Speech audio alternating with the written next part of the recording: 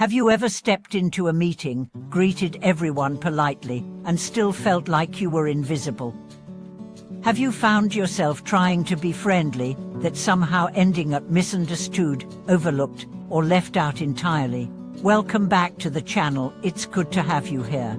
Today, we are diving into the hidden architecture of human interaction, the unspoken rules that quietly decide who gets heard, trusted, and included, and who remains on the sidelines. Most people think social success is about charm, quick wit, or confidence. Those help, but they're not the whole picture. Social life, whether in an office, a family gathering, or a casual get-together, is more like a chess game than a lottery. There's positioning, timing, and strategy, but most of it is so subtle that people who excel can't always explain how they do it.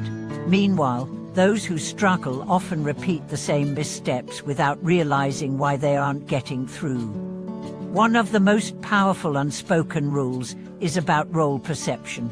In any group, people unconsciously assign roles: leader, supporter, gatekeeper, challenger, connector. Misread your role, and you'll bump into invisible walls. I once saw two colleagues, each certain they were the driver of a project, clash until deadlines slipped and tempers flared. It wasn't that either was wrong, they simply hadn't clarified the real boundaries of their authority and responsibility. When they finally swapped perspectives, literally spending a week shadowing each other's work, they discovered their goals were aligned all along. The project recovered because they broke the stalemate by understanding each other's role in the bigger picture.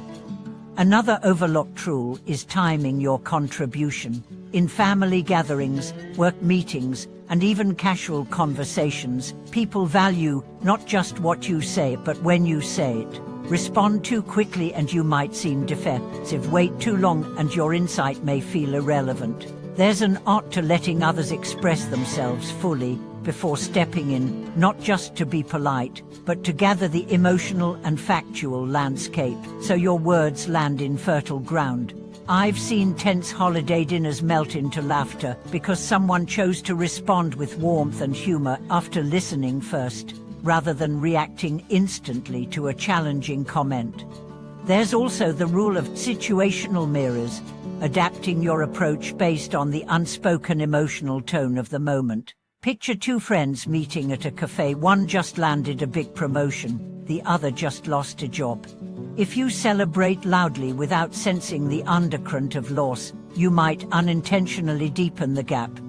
Social grace often comes from acknowledging both realities.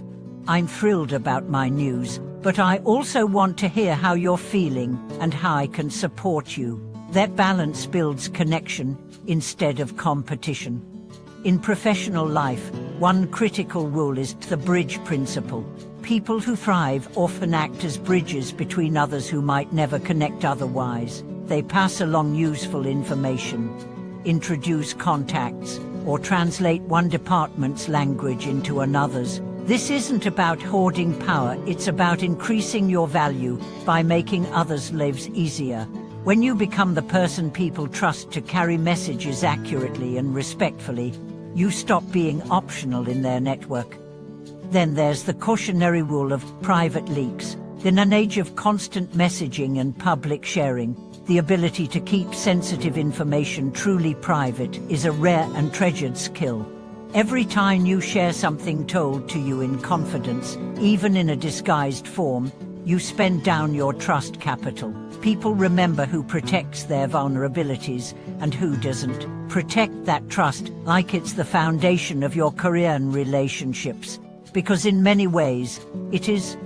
One of my favorite stories about unspoken rules comes from a client who transformed from an overlooked team member into a sought-after collaborator in under a year. Her secret wasn't louder self-promotion, it was mastering that contribution frame. She began entering every meeting asking herself one question: what's the most valuable thing I can give this group right now? Sometimes it was a piece of data, sometimes a question that unlocked a better plan, and sometimes just reinforcing a point someone else had made to help it get noticed. Over time, she became the person whose presence lifted the quality of the room. The beautiful irony of these rules is that once you start to see them, you also see how they're rooted in empathy, not manipulation. Observing body language, remembering details from past conversations, giving people space to speak, showing respect for their expertise. These aren't tricks, they're habits of care. And yet, because they're so rarely named outright, they remain invisible advantages for the few who notice. So if you've ever felt locked out of a group, misunderstood by a colleague, or just perpetually one step behind in the social flow, try looking for the rules beneath the surface. Ask yourself, what role am I playing here? Am I listening long enough to really understand before speaking? Am I reinforcing trust or spending it without realizing? Am I giving this group something that makes it stronger?